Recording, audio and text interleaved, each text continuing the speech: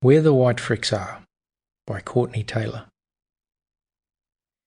In memory of my grandpa, John Taylor, who when seeing an outraged representative on the evening news would cheekily imitate their sentiment by saying, "You can't say that."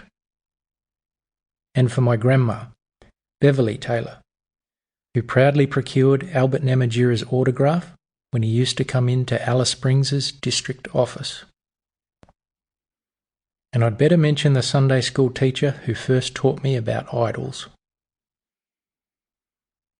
Quote, "Think of the grandeur that once was Rome's, the glory that belonged to Greece.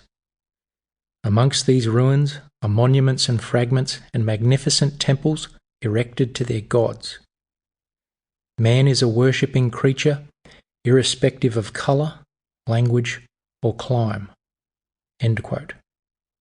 Said by David Unapon, the Aboriginal bloke on Australia's $50 note. Part 1. The ORAU. Chapter 1.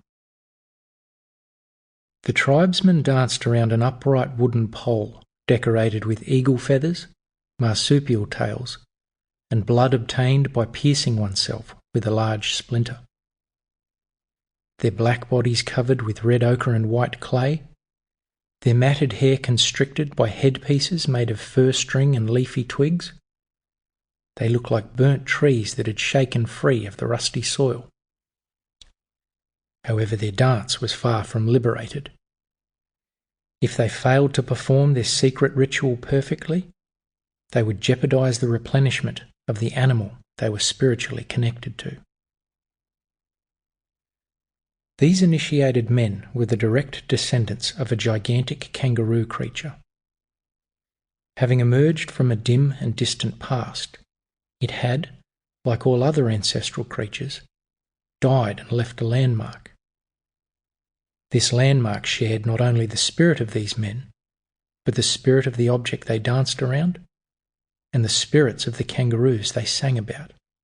In the minds of these arid land people, those four things, landmark, object, person, and either animal or fruit, were so connected that each was essentially the other.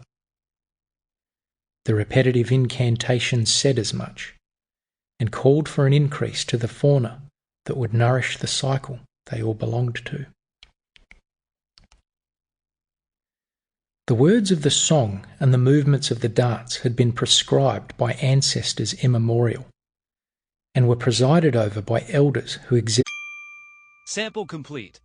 Ready to continue?